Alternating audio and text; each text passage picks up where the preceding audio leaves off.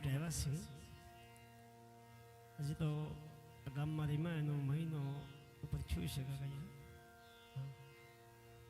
પણ છતાંય એક માનતાનું શ્રીફળ સ્વીકારી અને રમવા આવવું પડે. નકર મને તો ખરેખર શરમ જેવું થાય થોડું, કેમ કે ગયા વખતે રેમા જ્યારે 2 લાખ રૂપિયા ફાળો અને 150 મણ ઘઉં અહીંથી આવ્યા આશ્રમ માટે, પ્રભુજી માટે. આ ઈ ગામ છે બાપ.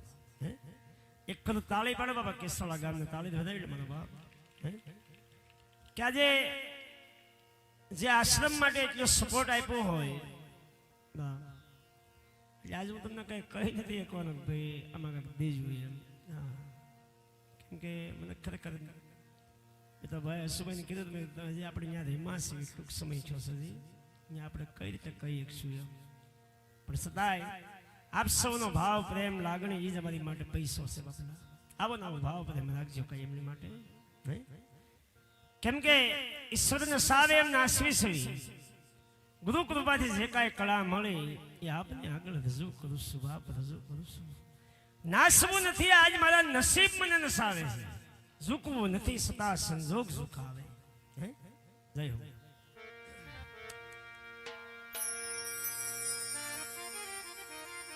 એક ધનુષના ટંકારથી આખા બ્રહ્માંડને ધુજાવતો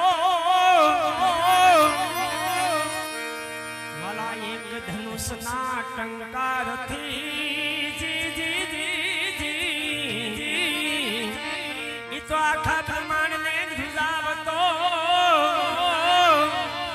એક દી એને કાબા કવરાવે કવરાવે, કેમ કે એનો સમય બદલો તો શ્યામળા શ્યામળા. સમય સાથ છોડે ત્યારે બધા વેરી થાય છે, કોણ પોતાનું કોણ પારકું તે દારે સમજાય છે. અને સમય સાથ છોડે ત્યારે બધા વેરી થાય છે, કોણ પોતાનું કોણ પારકું તે દારે સમજાય છે. અરે જ્યારે જિંદગી નસાવે ત્યારે આપણા જ ડીજે વગાડે એ ભાઈ, જ્યારે જિંદગી નસાવે ત્યારે આપણા જ ડીજે વગાડે. ઘા લાગ્યા હોય ને પીડાની ખબર હોય. હા, એમાં બાજનો ઘા લાગે તો રૂજાઈ જાય, એનો મલોમે આવે ને ઇન્જેક્શન આવે છે. હા, રૂજના આ તાત્કાલિક રૂજાઈ જાય, પણ અંદરના ઘા જે લાગે ને બા એ રૂજાવા મુશ્કેલ. હા, એની કોઈ દવા નથી, એની કોઈ ઇન્જેક્શન નથી આવતું.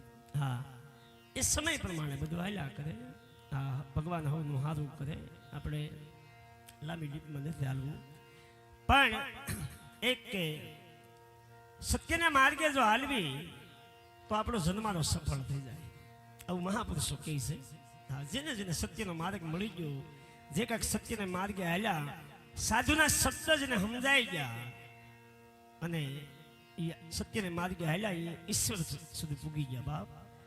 ગમે એવું આપણું કર્મ હોય, ગમે એટલું કર્મનું પોટલું બાંધેલું હોય કદાપી, અનંત જન્મનું કર્મનું પોટલું લઈને આપણે રખડતા હોય, પણ આ પૃથ્વી ઉપર આ મૃત્યુલોકની અંદર કોઈ એવા માલમી ગુરુ મળી જાય, મને તમને કોઈ એવા સાધુ મળી જાય, એનો શેડો અડી જાય અને એના જો વસનની કિંમત આપણને સમજાઈ જાય, એના શબ્દની કિંમત આપણને સમજાઈ જાય, તો બાપ સર્વ કર્મમાંથી મુક્ત કરાવે તો સાધુ કરાવી દે.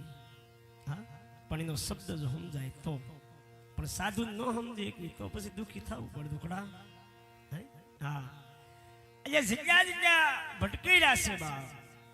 હા, કેમ કે એને સાધુની કોઈ કિંમત નથી, સાધુના શબ્દની કોઈ કિંમત નથી, એટલે એને ભટકવું પડે, એને હેરાન થવું પડે.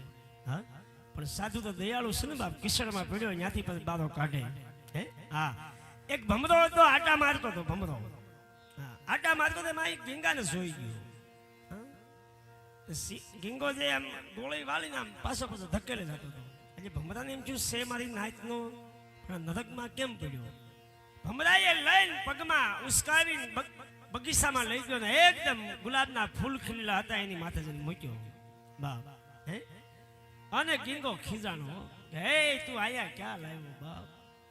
એવો ખીજાણો ભમરો વિચારમાં પડ્યો કે આને નરકમાંથી લઈ કાદવમાં રખડતો ત્યાંથી લઈને મેં બગીચામાં મૂક્યો ને આવી હારી ફૂલવાળી ખીલેલી છે સનાતન ધર્મની ગંગેડીની, આને અહીંયા નહીં ફાવ્યું અને હું છું.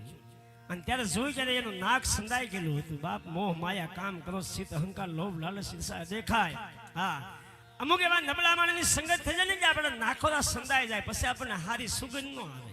હા, અને જ્યારે એ ઝીંગાના નાક સાફ કરવામાં આવ્યા ત્યારે એને ફોરમ છૂટીને પછી કીધું કે આ હા હા મજા તો અહીંયા છે બાપ. પણ જો ઝીંગાની વાત સમજાય તો હે